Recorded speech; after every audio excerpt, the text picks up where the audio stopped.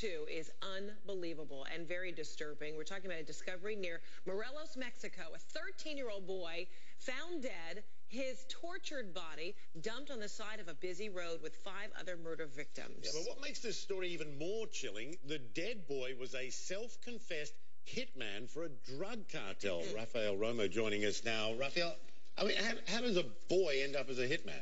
That's what authorities in the Mexican state of Zacatecas are trying to find out. And what they told me this morning is that they have actually confirmed that the 13-year-old boy, whose name is being withheld, as you can imagine, was already detained previously and confessed to multiple homicides. Now, his body was found yesterday in, again, like I said before, the state of Zacatecas in central Mexico, where he was found alongside 5 other people, including, authorities tell me, the mother of this 13-year-old boy. Now, because of his age, previously he had to be released to the custody of his mother, because if you're 13 years old in Mexico, you cannot get prosecuted. But it tells you a lot about the situation there, and what a sad, sad story that somebody who's only 13 years old is already involved in this kind of life.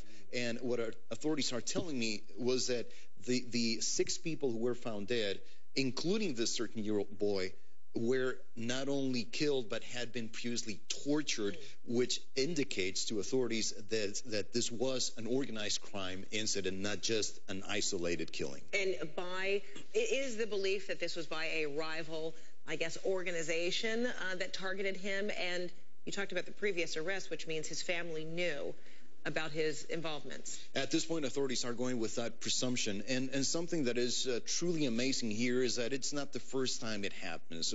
Back in 2011, we heard the case of a 14-year-old boy who was convicted and confessed to authorities that he had beheaded.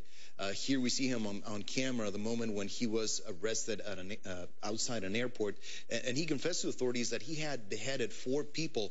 Let's listen to that particular moment when this 14-year-old boy confessed.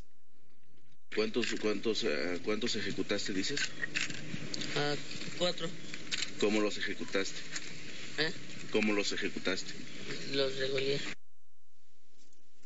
Now, the bottom line here, Michael and Frederica, is that it seems like organized crime realizes that some of these kids cannot be prosecuted because of their age, because we're also hearing of cases in, for example, Guatemala, of an 11-year-old boy who was hired as an assassin, 11 years old, if you can believe it. We also heard a case of 2 girls, aged 13 and 15, who shot a businessman who didn't want to pay a bribe. And so you hear of all these cases and you begin to wonder, maybe these kids are being forced to do that, and to work for organized crime because they cannot be prosecuted because of their age. And you wonder, is it less of an issue of prosecution and more that it's the unexpected? No one would suspect that this child would have a hit on you.